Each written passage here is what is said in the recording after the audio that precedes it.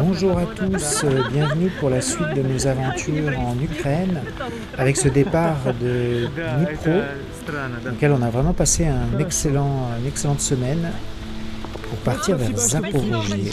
Alors, le lundi matin, j'avais une entrevue sous la pluie avec une très charmante jeune femme pleine de vie.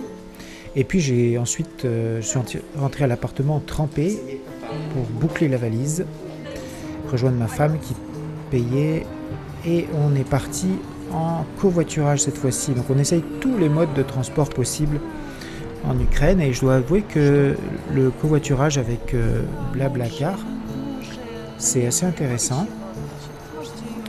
Donc on était dans une grosse voiture, je pense une Toyota, et là ma femme apprend qu'elle a laissé son gilet dans un placard de l'appartement parce qu'on est parti très rapidement. Le propriétaire du véhicule était très pressé et on est parti de Dnipro sous des trombes d'eau, mais vraiment des trombes d'eau, un déluge.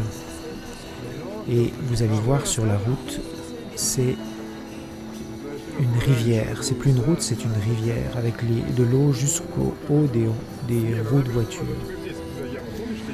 Donc ça fait partie des surprises de ce voyage. Donc on aura connu les chaleurs intenses et on aura connu également le déluge à Dnipro. On est parti enchanté de notre visite de Dnipro, on a beaucoup aimé, et puis on devait rejoindre donc Zaporogie. On est parti vers midi, à peu près il faut compter 1 heure de route en covoiturage sur une très belle route d'ailleurs. J'ai été étonnamment surpris, la qualité comme une autoroute de qualité au Canada pour aller vers Zaporogie. Alors l'entrevue du matin, c'était mon dernier. C'était avec une jeune femme qui n'a jamais eu la moindre demande, qui est inscrite depuis 4 ans dans notre agence, aucune demande. Elle se demandait si on était sérieux. Mais je pense qu'avec sa vidéo, elle va avoir plusieurs demandes. Alors le long de la route, on observait des champs de tournesol. Mais vraiment des champs. On a vu en fait des tournesols pendant 1 heure. Et très rapidement, en fait, après un petit somme, on a vu les premiers immeubles de Zaporogie, les espèces de cages à lapins dans laquelle on vit ici à Zaporogie. C'est des tout petits appartements assez vétustes, en pas très bonnes conditions, je dois dire. Alors comme Constantin, notre chauffeur, était pressé, il nous a laissés à l'extérieur de la ville, sur un gros rond-point, et on attendait notre taxi. Ma femme dit qu'on n'ira pas à Kherson parce qu'il n'y a pas assez d'entrevues prévues. Voilà notre taxi.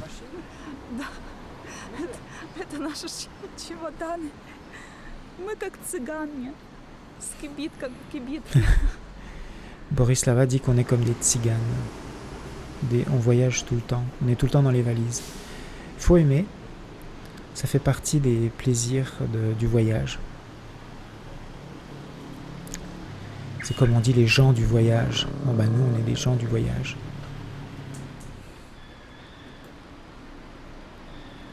Voilà notre taxi, Sergueï, très sympa, je dois dire. Vraiment sympa, le gars.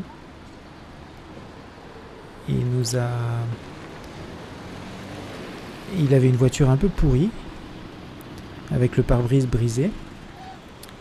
Mais il nous a fait une visite de la ville, et une partie de la ville que j'avais absolument pas vue l'année dernière.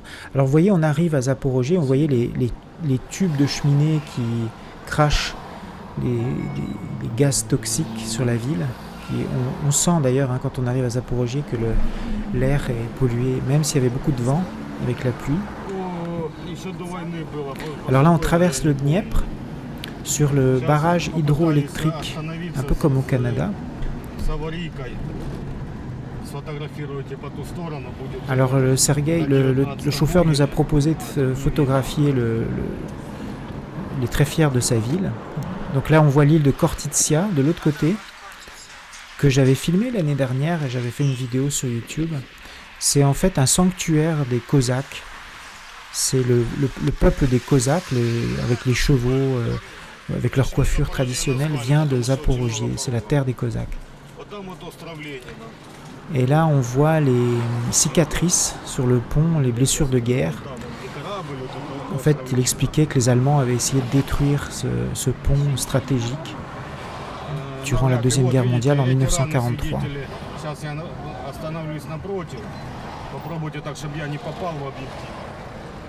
Alors il dit prenez donc une photo. Donc on voit il y a un commémorial, un commémoratif des blessures que le pont a souffert. Alors ça c'est l'écluse. Il y a des énormes paquebots chalutiers qui circulent sur le Dniepr. Et à cet endroit-là, il y a une écluse parce qu'il y a une grosse différence de dénivellation. Et là, on arrive sur une énorme prospect, une des plus grandes des villes d'Ukraine, apparemment, d'après ce que disait Sergueï. Et c'est une partie de la ville que j'avais absolument pas vue l'année dernière.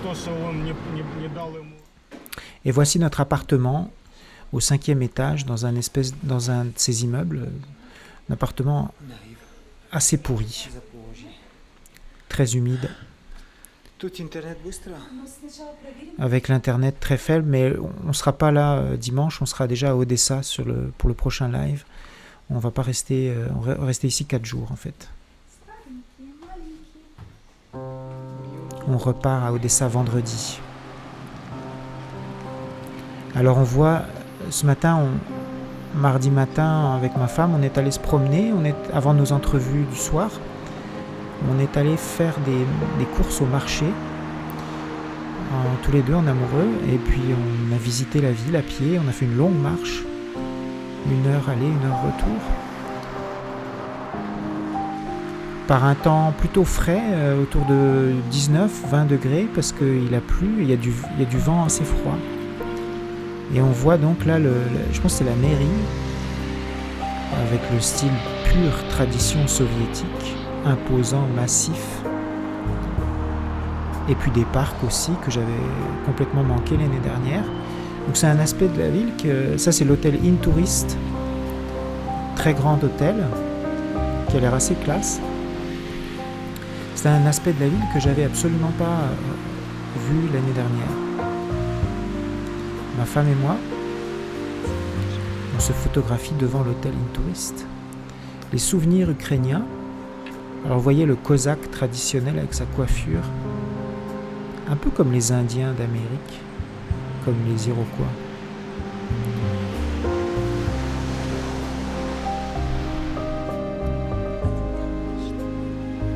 Alors on marche, on se repère, on essaye de trouver le marché. Alors on demande aux passants, ma femme demande où se trouve le marché. Oh, c'est là-bas un petit peu plus loin sur la droite. Et on avance le long de cette magnifique Prospect Avenue et on rentre finalement dans le marché central. Alors on en trouvait un également à Dnipro qui était encore plus grand. Et c'est intéressant ces marchés parce que c'est un peu comme des ventes de garage au Canada, c'est-à-dire c'est des affaires d'occasion, des braderies en France. On trouve de tout, des fours micro-ondes de Chine, vous pouvez venir faire réparer vos chaussures, vous pouvez réparer votre aspirateur. Donc c'est vraiment à la débrouillardise. Il y a des outils, des fraiseuses, vous voyez là, des boutons, des jouets pour les enfants. C'est le grand débarras, le grand bordel, la grande braderie. Et à un endroit, il y a toujours le marché où on peut acheter des fruits, des légumes, de la viande, du poisson. Toutes sortes de choses, des épices aussi. Et c'est là qu'on fait nos courses. Alors ma femme fait très attention à notre alimentation. On mange surtout des légumes, des fruits. J'essaye de perdre du poids. Alors on achète des tomates, des concombres, du basilic, de l'huile d'olive, des carottes, des lentilles. On a mangé des lentilles ce soir. des patates. Les patates, c'est une grosse partie de l'alimentation pour les Ukrainiens. Ça coûte 15 hryvnias pour 1 kilo, c'est ridicule. C'est-à-dire 50 cents pour 1 kilo. Des framboises, on mange beaucoup de framboises. Ma femme, elle nous fait un dessert qui est délicieux, c'est des framboises avec des bleuets mélangés avec du miel. Le miel ukrainien qui est toujours délicieux. Alors voilà nos framboises. Et puis on est rentré, chargé comme des bœufs, le long de cette Prospect Avenue. Et puis à 15h, on avait notre première entrevue avec une jeune dame blonde de 39 ans qui s'appelle Katia. Et c'est ma femme qui l'a interviewée. Juste en bas de notre immeuble, dans le parc Peremogi, c'est la victoire en ukrainien. Voilà, donc on va avoir une dizaine d'entrevues, pas grand chose ici, avant de repartir vendredi pour Odessa. Et donc on se donne rendez-vous pour le prochain live à Odessa, une grande ville d'Ukraine dans laquelle on va avoir une 50aine d'entrevues. Donc à dimanche, 20h en France, 14h au Québec.